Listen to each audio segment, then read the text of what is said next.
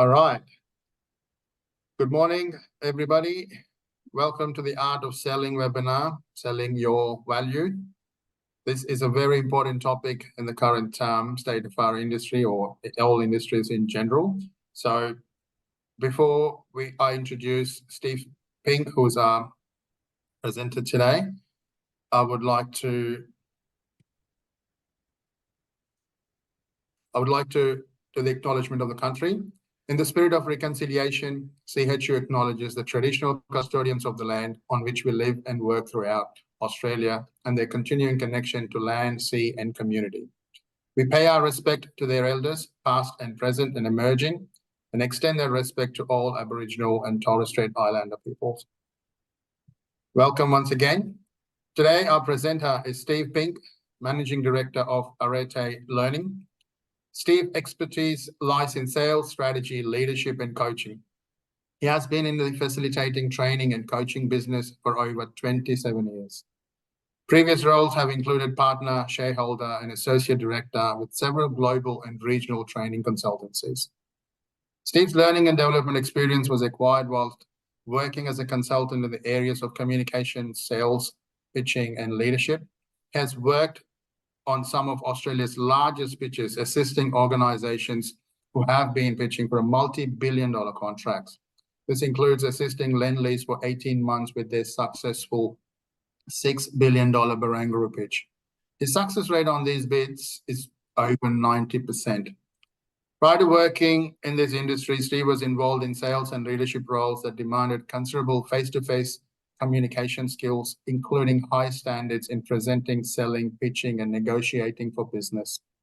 He worked for such organizations as NCR and Cisco in all the areas of business development. He has won multiple top salesperson awards, and for over 30 years of selling, has never missed an annual revenue or a profit target. Steve has coached, consulted with, trained in many large organizations, including ANZ Bank, AMP, and the list is endless. Outside work, Steve has walked with Kokoda and Overland Track, has twice completed the Oxfam 100-kilometer walk, run a couple of marathons, walked to the Everest Base Camp, and completed in a 40-hour adventure challenge race in the USA for 15 years.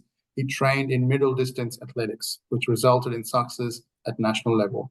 These activities develop self-discipline and awareness of what an individual can achieve through hard work and dedication. Without further ado, over to you, Steve. Thanks, Arnie. I will add, following all those things that were listed at the end, I've now got one bad knee and have just had a knee operation. So I don't know where the lesson is in that.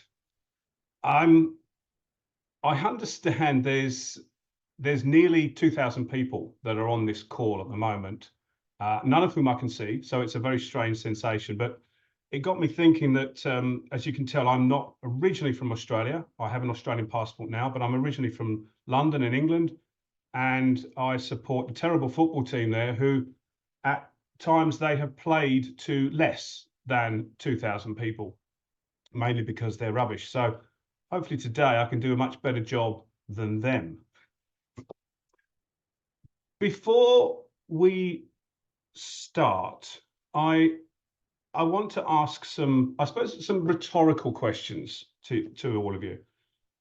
And that is, how many of you, when you look out into the car park on the driveway of your home, have bought the cheapest car that money can buy? How many of you are wearing the cheapest clothes that are on the shelves? How many of you stay in the cheapest hotels? How many of you buy, if you have children or nephews or nieces, how many of you buy the cheapest presents for your children? Now, to some of you, or to some of those questions, that may be so, but certainly not to all. And as such, I want to start by introducing you to the concept of something that you know, but is relevant for this next 50 odd minutes.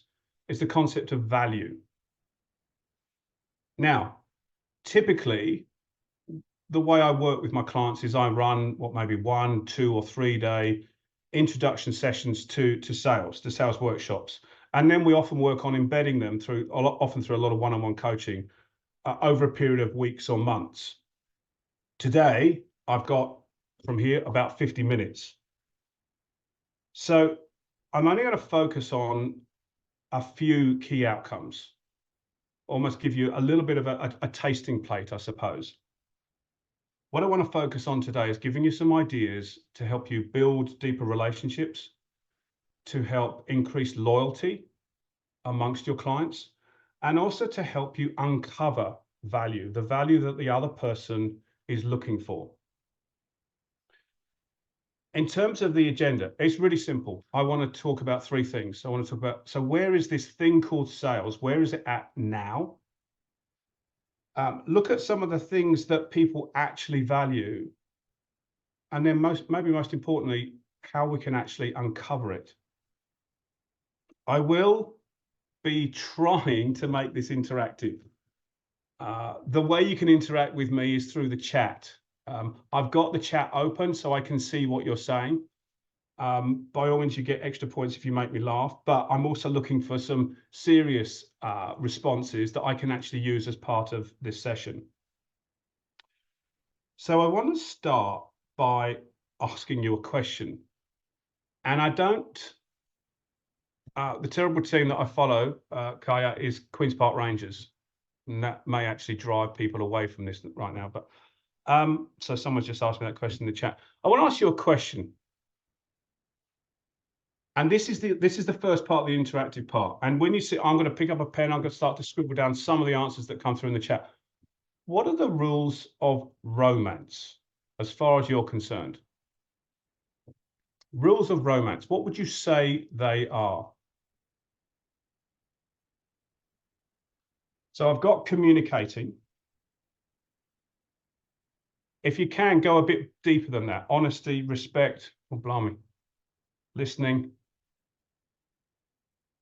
Consent, I just saw rush past me. Respect, trust, loyalty.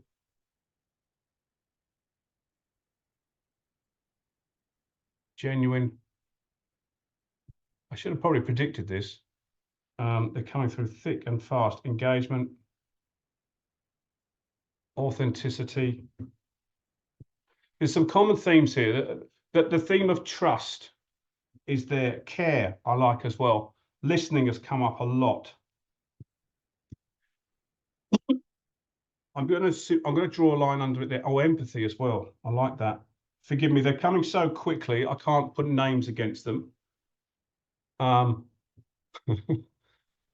Growing together, selflessness, spontaneity. What I wanted to show you was romance is something. Oh, hang on, this is good. Showing the other person romance in the way they receive it, not how you receive it. Melanie, who's written that is gold as far as I'm concerned for what we're going to do. Showing the other person romance in the way they want to receive it as opposed to how you want to receive it. That's really important. I'll come back to that. But I've got lots of things: communicating, honesty, respect, listening, trust, loyalty, genuine, engagement, be authentic, care, listen, show empathy. And I wanted to show you the link between something that we often think about, read about, or watch almost every day, and then our work life, whether we're brokers, whether we're strata managers, or whether we're anyone else that's on this call. Because there is a strong link between romance and relationship building.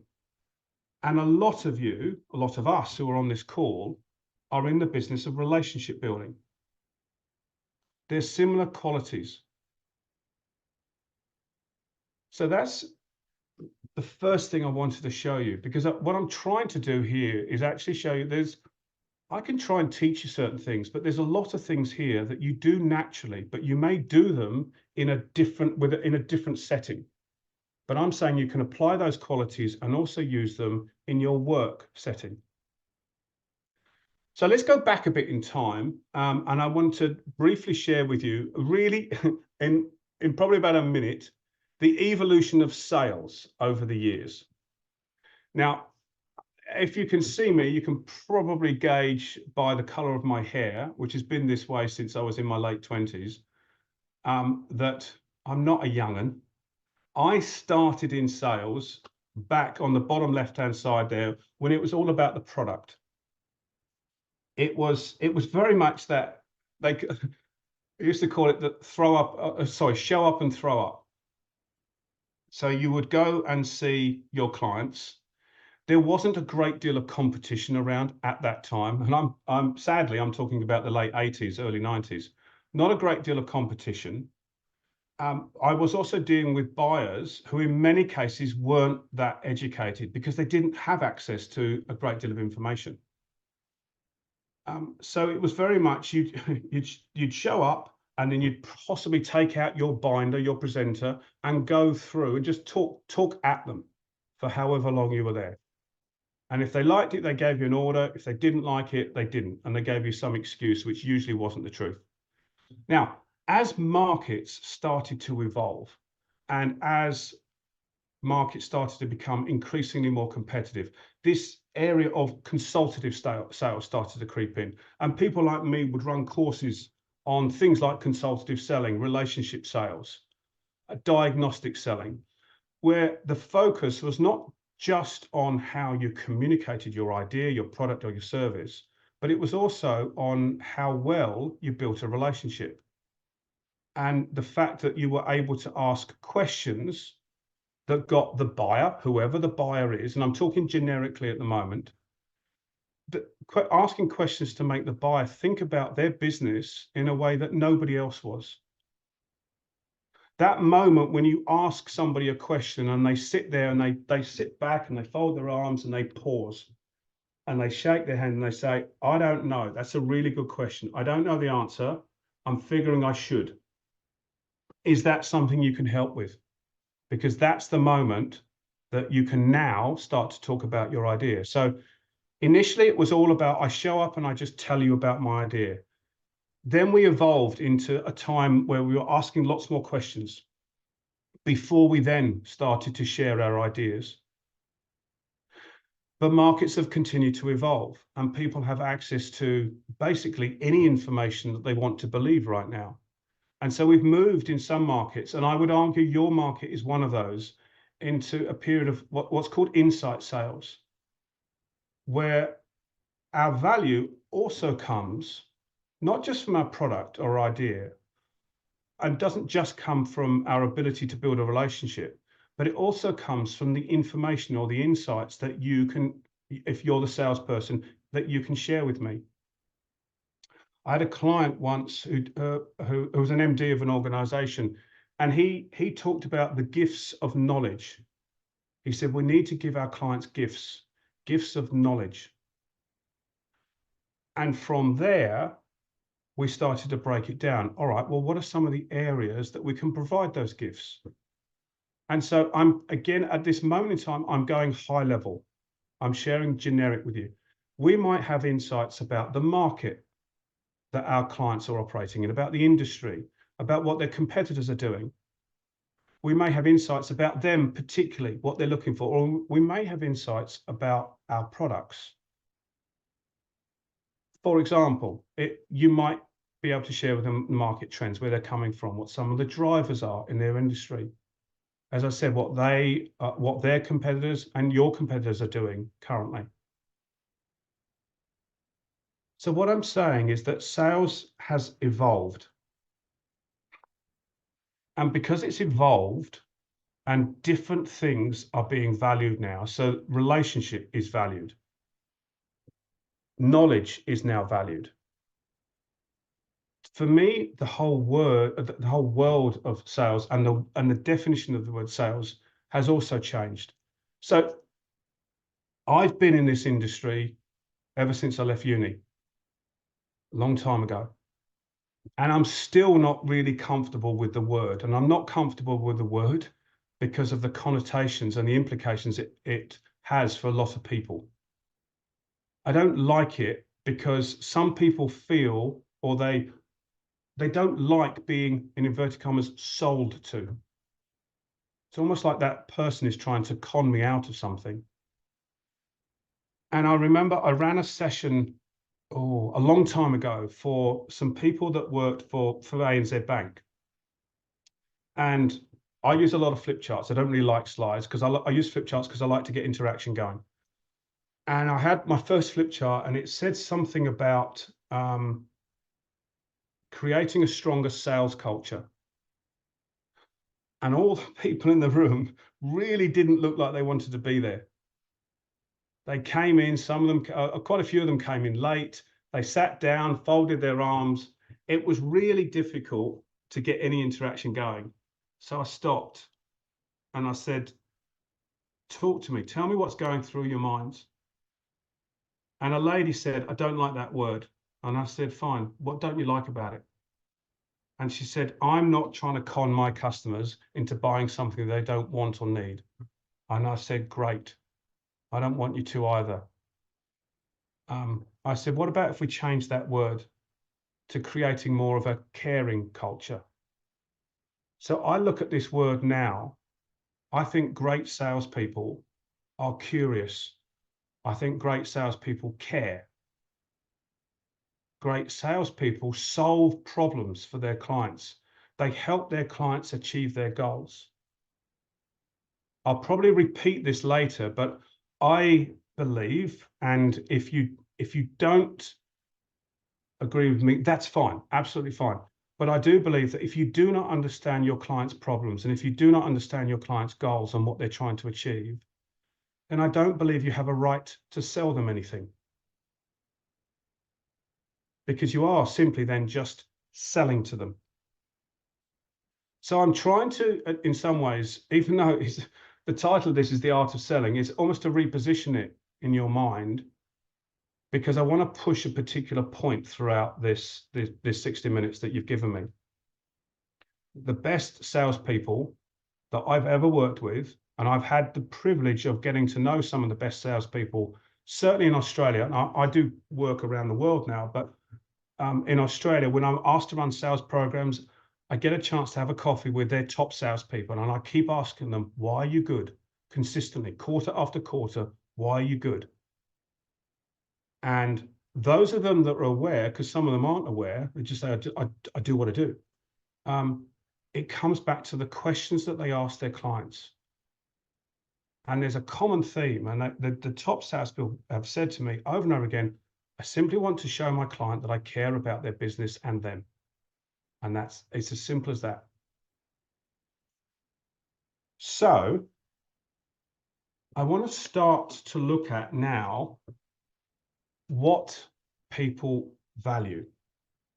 I'm going to ask you another question. I'm going to try and keep up with your answers. What is it that people actually buy? I'm talking at a high level. And I'll tell you now, when I found the answer to this question, it was like finding a pot of gold. Because having spent my whole life in sales, sorry, the answers are starting to come in already. This was the secret key. I've got things like an answer to a need. They buy service. I'd love to know more about what we mean about service, because I pick up with a lot of salespeople that I work with. Don't tell me that you're offering good quality service. Give me specifics. Peace of mind I've got. A lot of people are talking about feeling here. Their concerns, what people buy. They're buying reassurance. They're buying quality, brand. I like all of these. They're buying confidence. They buy relationship. Lindley, I like that. Knowledge and trust is in there as well. Okay, guys, this is really good. What you've just said to me is really good. They buy solutions. Yeah, security. Peace of mind has come up a lot.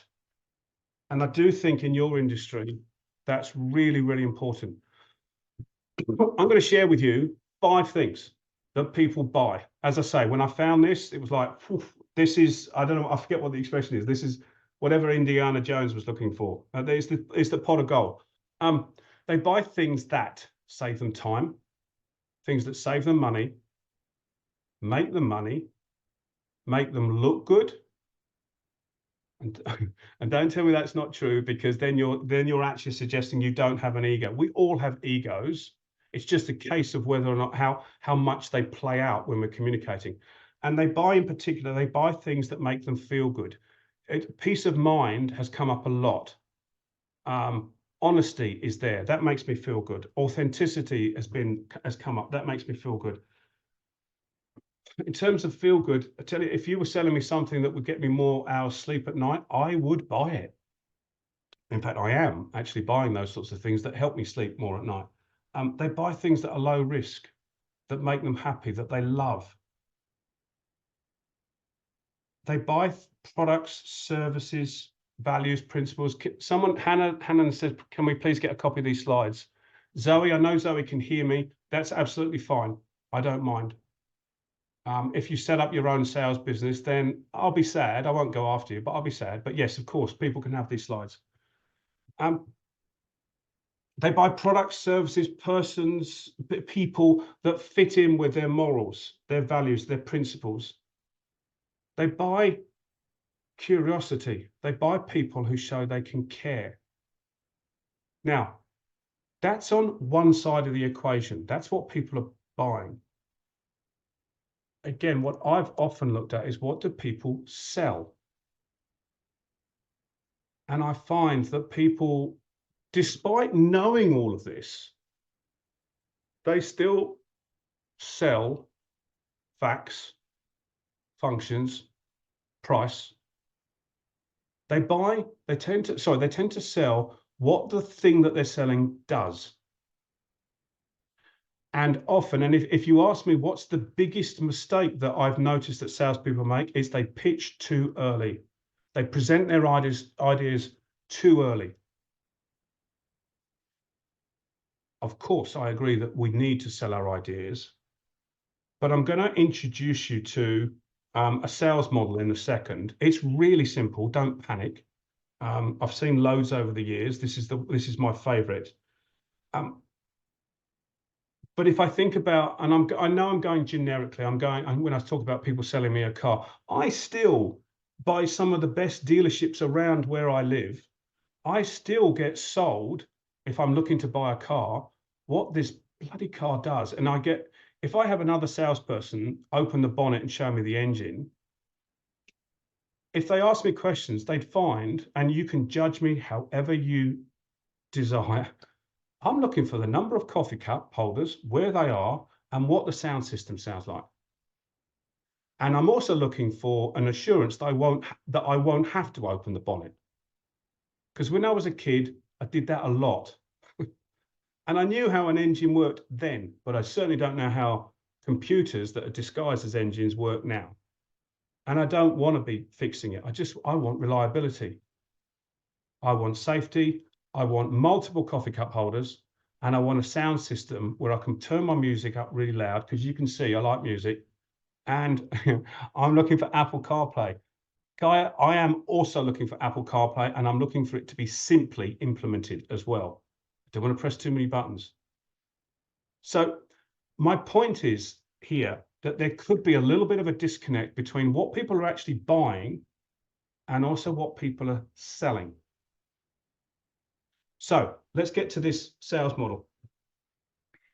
It's very simple. As you can see, it's actually an old bike. They call this bike a penny farthing.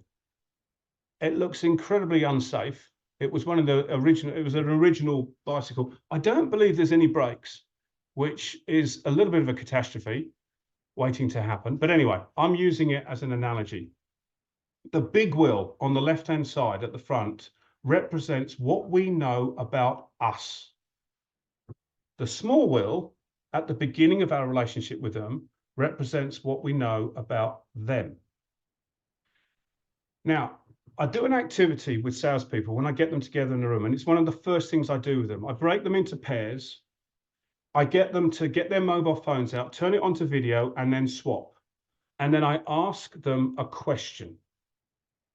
And the question is a question that a client could ask them. Why should I buy from you and not one of your competitors? That's the question I ask. And then I get whoever's going first is recorded on their own phone, their answer. And what I find is they cover the big wheel, that yellow circle all the way around. They say, okay, so the reason you, and they talk quickly and they don't talk with a lot of confidence, but they just get rid of this shopping list. Here's all the reasons why you should buy from us. And in terms of the number of pairs that I've run this with, because I've also done it at conferences as well, it will be well into the thousands.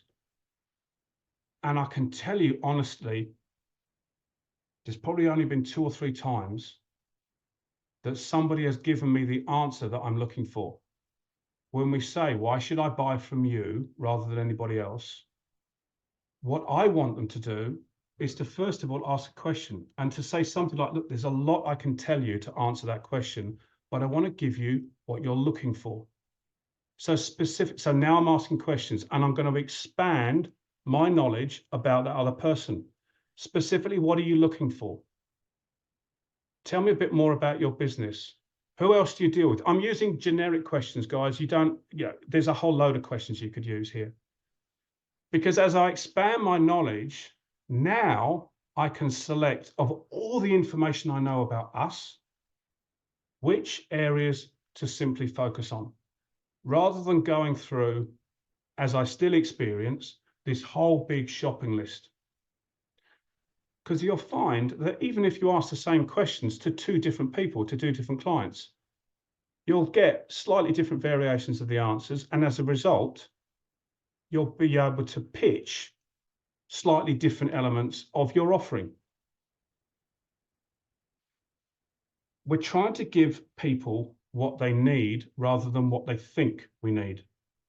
And so I'm encouraging you to don't sell your value until you know what it is that they value.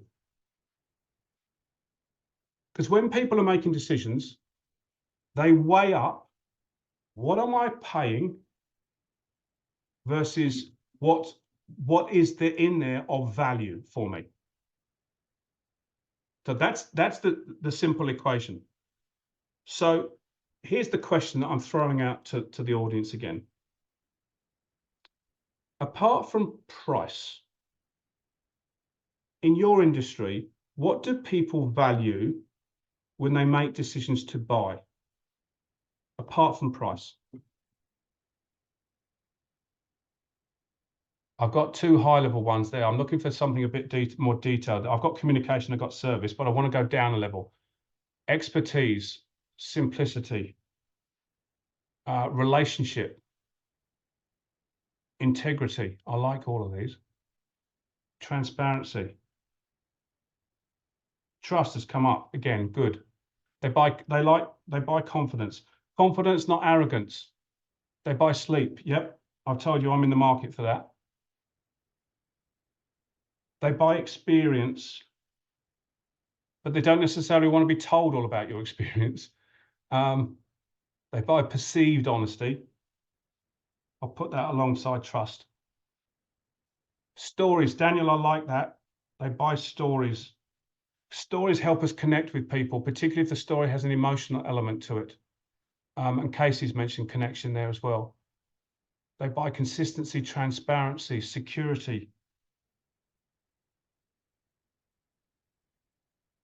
So these are the things that they value. I like all of this. Yes, I can sell bollocks because I was taught an amazing story.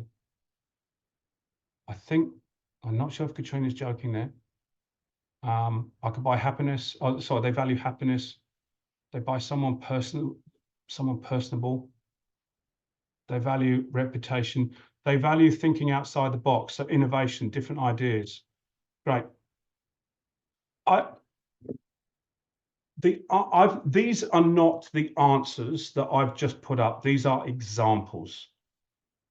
That's all. When I was prepping for this, I had a number of meetings with some of the guys that are also on the call at the moment. And they shared with me, these are the sorts of things that they believe are valued in the industry in addition to price. So we buy security, safety, we buy expertise, which is something that has come up, experience, insights, analysis, information that helps people make decisions. It might be their risk, the risk appetite that they value. Innovation was mentioned as well, loyalty, transparency. Put transparency and trust and integrity and honesty. You can put all those together. Speed, as in, we can move pretty quickly on this. We can make it happen. Saving time. The forms might be simpler than they are with others. My point is, there's a number of things that they value that we can then pitch to. So I want to look at now how we can actually uncover this value, what we can actually do, because all of you seem to be passionately emphasizing that people value a number of different things. I showed you a sales model before, which was, I think I first saw that 2004. So what's that, 20 years ago? It was drawn on a napkin at a cafe in the Rocks in Sydney for me. And I looked at it and I thought, I loved that. So for those of you that have salespeople that work in your organizations, you can use the penny farthing as an analogy. Check with your guys that they are asking the right questions before they pitch.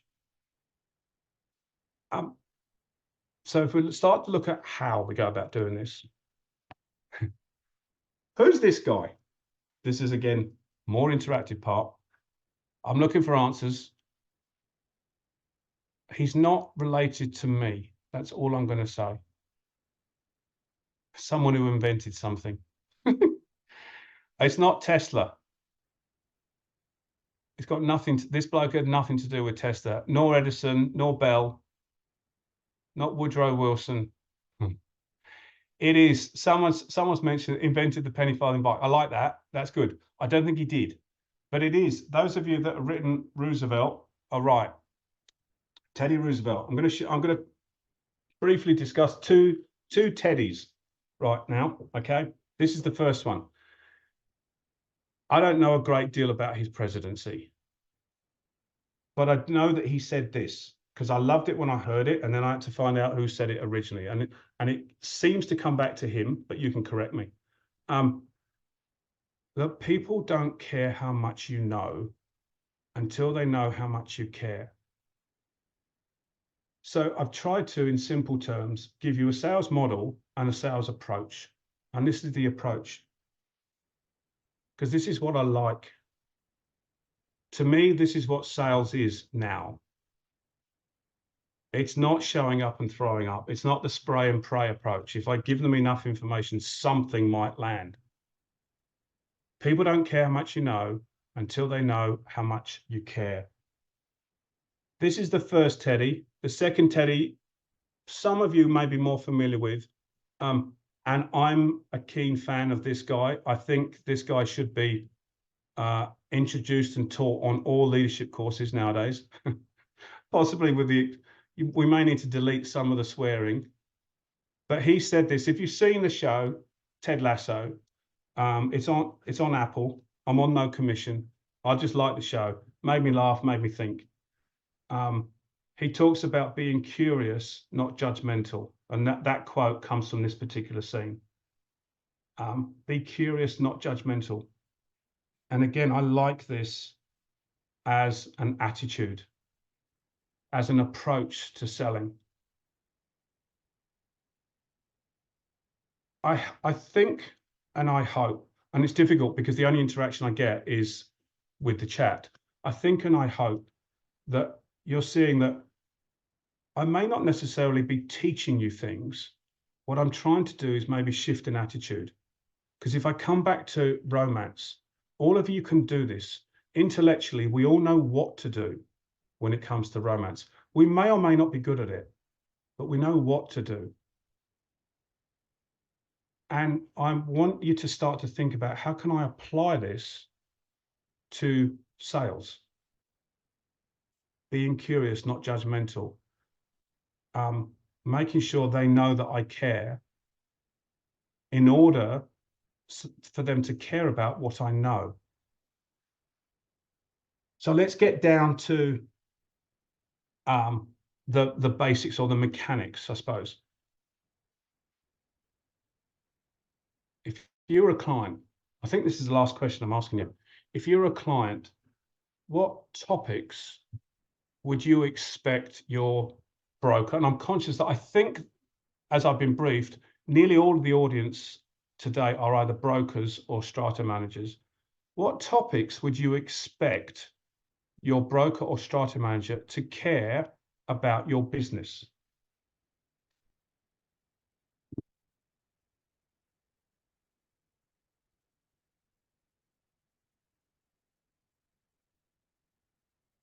So I've got risk exposures, claims. Someone wrote success, someone wrote my needs. I do seek your forgiveness here, guys, because it's not easy to see everything. Security.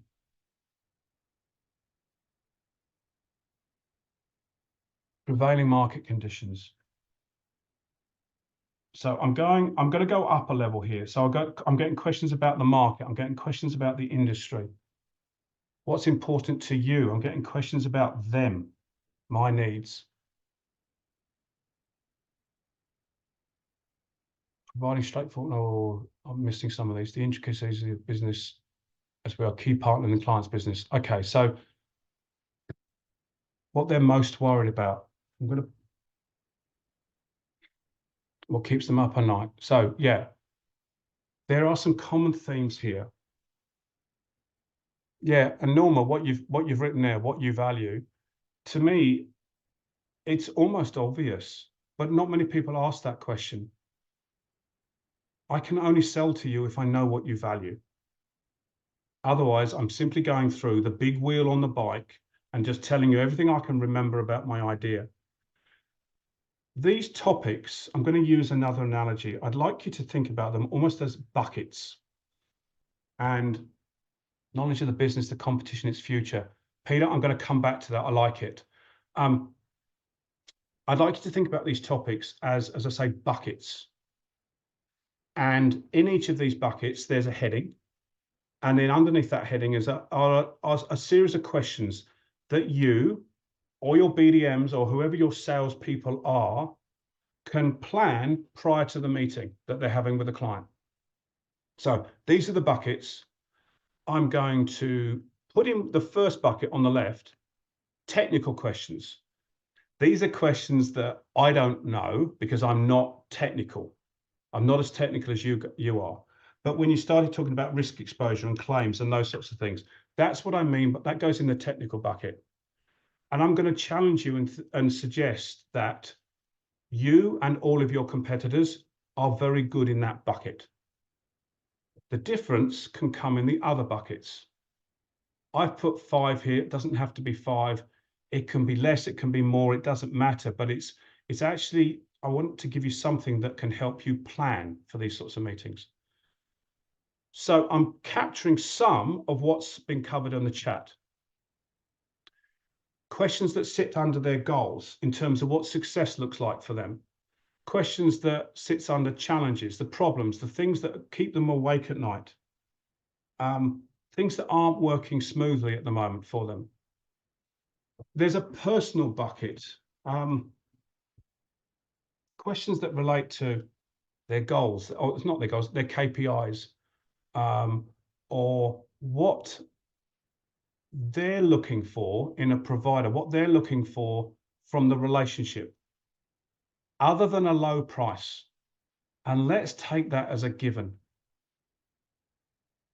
Because again, I suggest to you, if I go back to the question that I asked at the beginning in terms of who's currently driving the cheapest car in the Australian market, who's wearing the cheapest suit or the cheapest outfit, who eats at the cheapest restaurants, who stays at the cheapest hotels. I suspect that many of you don't in all of those categories. So specifically, what are you looking for in terms of value? It's always there, but if I don't see any value, I will resort to price.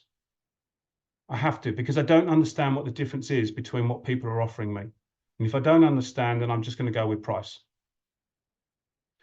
I put a cluster of other ideas, and on the chat, there are other suggestions, all of which are great.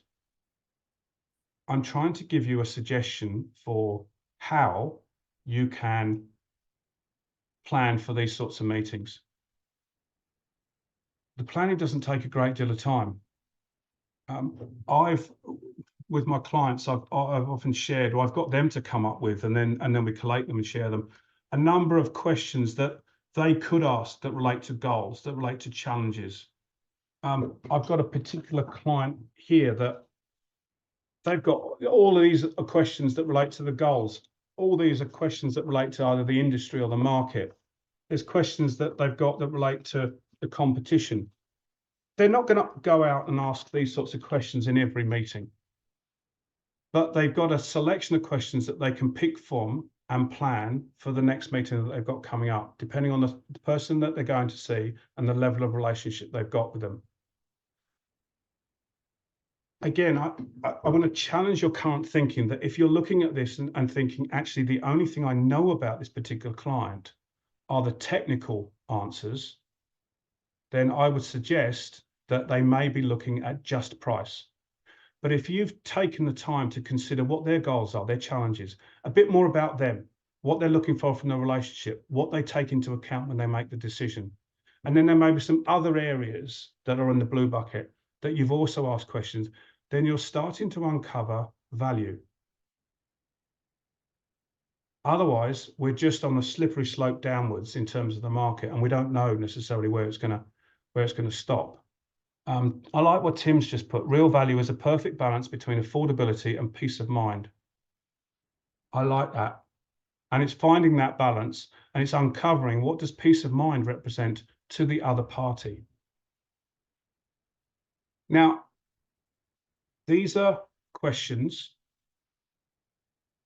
Again, what I often find is that people, when I get them to prepare these questions, and when I'm looking for suggestions, they come up with good examples, but many of them are closed questions. And a question I often get asked is, how do you get someone to open up more? How do you get someone to talk more?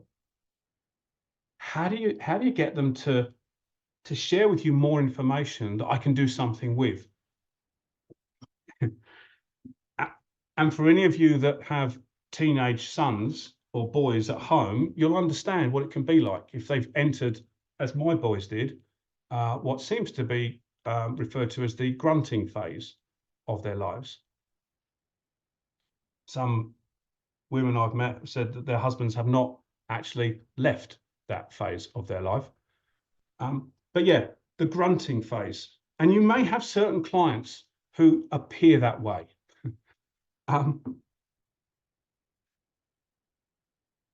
I want to share, as I'm sort of moving towards summary and wrapping up, and then we can deal with any questions that you've got. Sharing with you just one questioning technique that I've been taught. That for me, I've been taught loads, and I have taught loads of different questioning techniques: rational questions, emotional questions, hypothetical questions, combination questions, blah, blah, blah, situational leading questions, blah, blah, blah. It's all of that. The ones I like the most at the moment are expansive questions. And the purpose of an expansive question is to get the other person to open up more.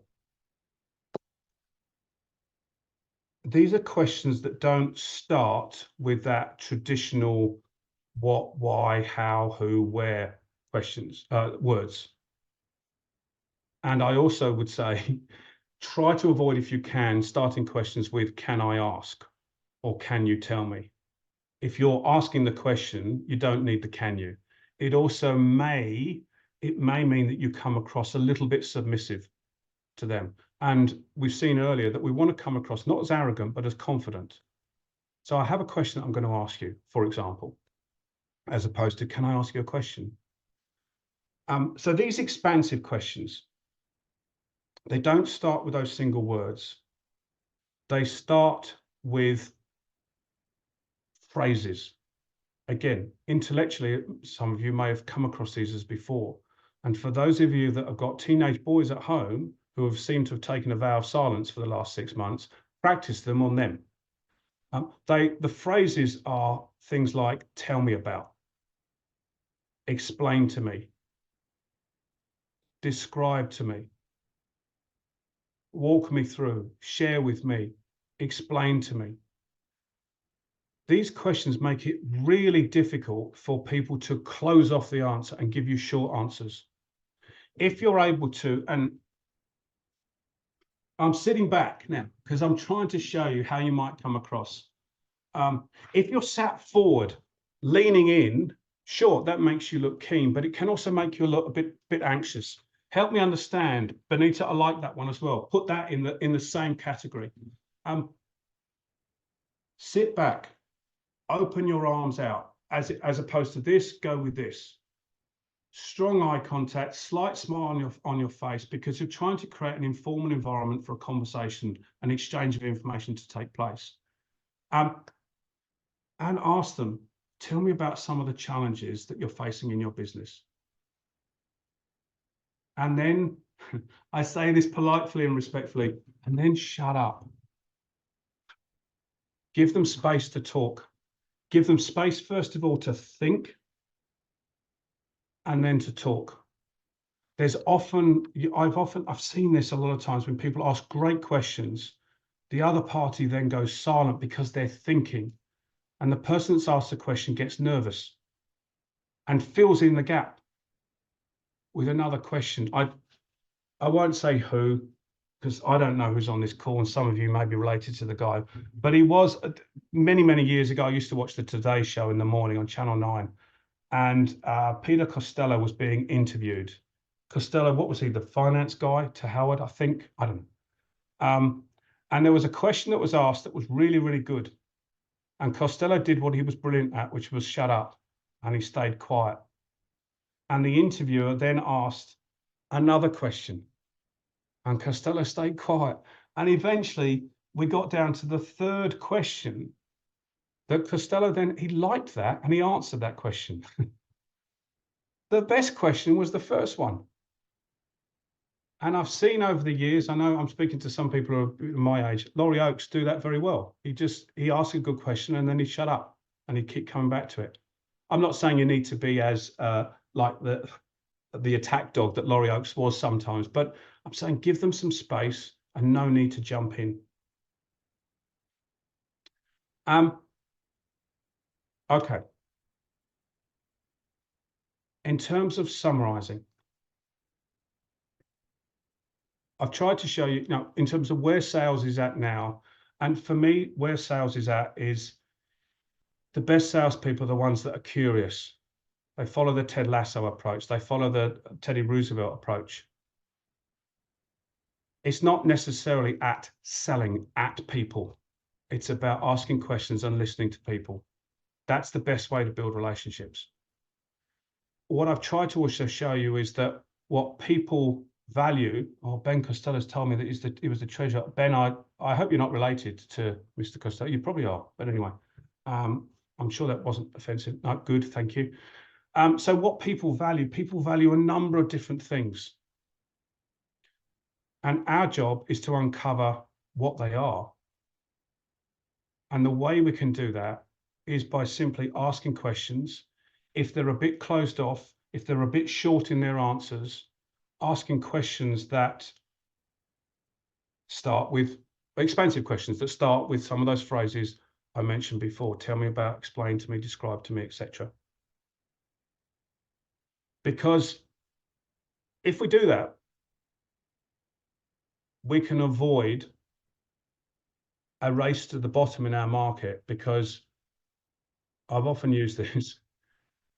If I was to say to each of you, I've got in my car a bootload of cheap cut price parachutes or cheap cut price artificial cardiac pacemakers, how many of you would say, yeah, I want your cheapest parachute? I want it was when one of my first sales managers, he said to me, who wants to buy cheap parachutes, cheap pacemakers, and cheap condoms? Times were a little bit different then. But yeah, cheap parachutes and cheap pacemakers, no. But what they do, parachutes and pacemakers, is they provide a lot of things that insurance provides. So guys, thank you. Thank you for listening. ideally, I'm hoping that everybody's still on the call now that was on the call at the very beginning. I'm going to hand over to Arnie now, who I'm going to hand over to Arnie in terms of some questions. I'll do my best to answer any of them, but I'll repeat, I'm not a technical person. So I saw some of the questions that came through before the session, and they were really good questions, but I'm not the guy who could answer them. Arnie, I don't know whether you want to share some questions or that will come through before, or whether we want to put it out to the audience. I'll just way. I'll just ask the question so that we don't reveal all the names and stuff there, Steve. So one of the first questions that I've got is most of our clients rate our products, rate our service and our expertise as #1 in the market, but our business results not always reflect that.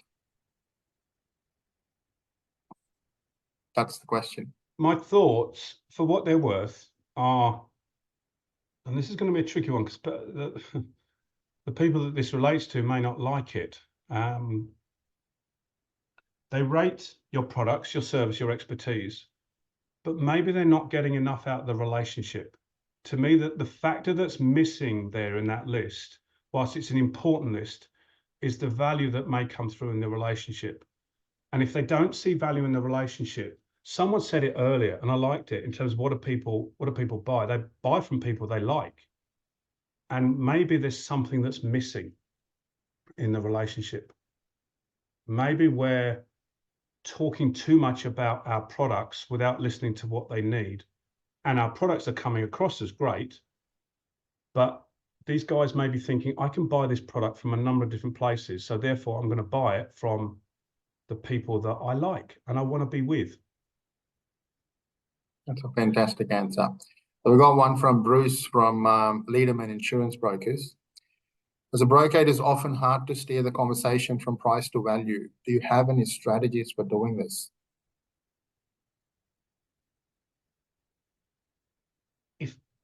If anyone queries price, my first response is to acknowledge that price is really important. First of all, so I'm not going to disagree with them. I'll acknowledge price is important, and then I'll go back to the question that I mentioned earlier when I showed you the scales and the bag of money on one side, and say, okay, but apart from price, what are some of the other things that you're going to take into account when you make the decision? Because what I want to do is I want to help you make the best decision for you. If you buy from me, great. If you don't, that's okay. You've still made the best decision for you. That's a relationship building statement. So I'll come back and I'll ask, what, apart from price, what are the other things that you value when you make the decision? If it comes back to just price, and I am a value seller, then I would say, don't worry about it. That's not the right client for you. I deal with a global reinsurance company. Okay, best not say who, but I deal with them. I do a lot of work with them. And many years ago, they got me up to Seoul in Korea to run a keynote they were getting all the key people together from the Asia Pacific region. And the head of Asia Pac was there. And I had a chat with him during the break. And I said to him, what's the matter? Because he didn't look like he was happy. And he said, there's just a few things that are bothering me at the moment. And I said, what are they? And he said, I'm getting frustrated because we're trying to win everything. And he said, we are not a price player. Nowhere does it say our goal, our aim, our whole business model is built around being the cheapest in the market.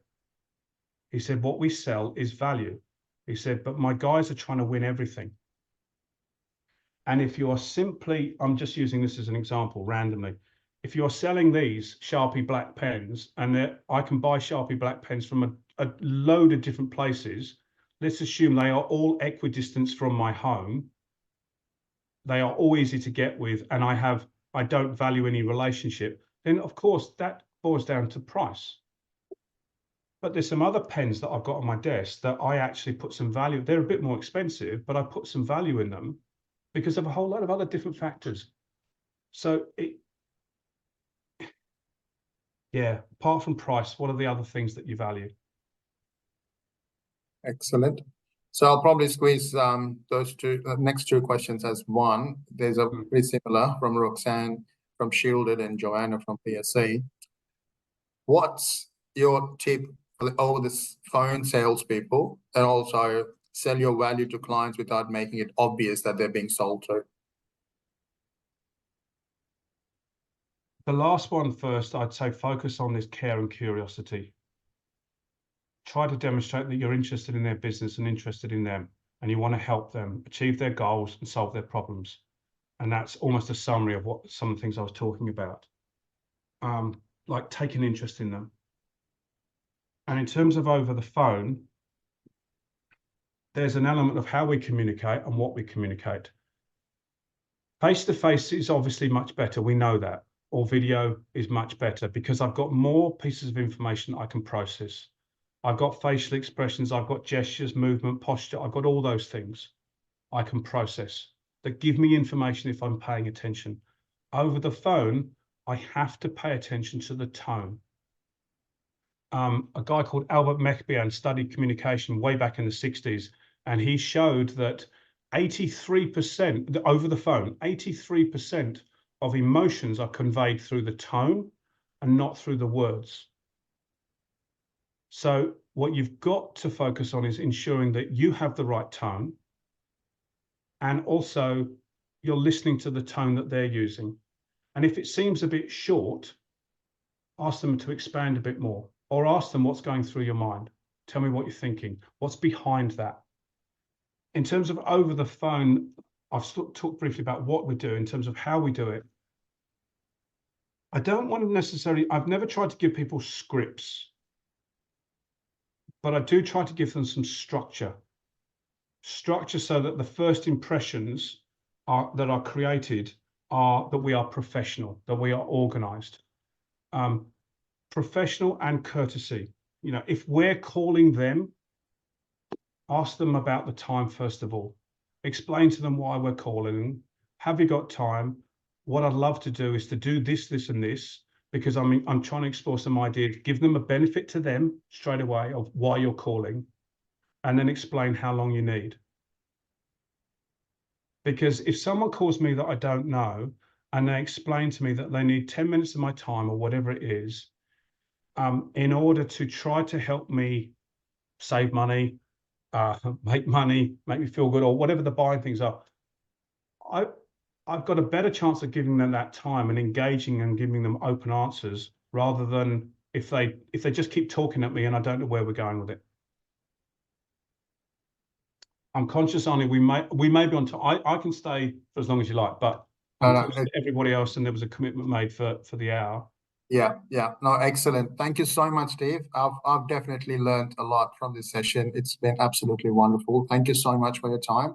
I hope our clients have got a few things that they can take back and implement that in their lives and also in their businesses. Thank you so much, Steve. Thank you for your time. My pleasure, Arnie. Thank you for giving me the opportunity. Thanks, everyone. Thank you, everyone. Have a great day. Speak to you Cheers. soon. Bye. Thank you.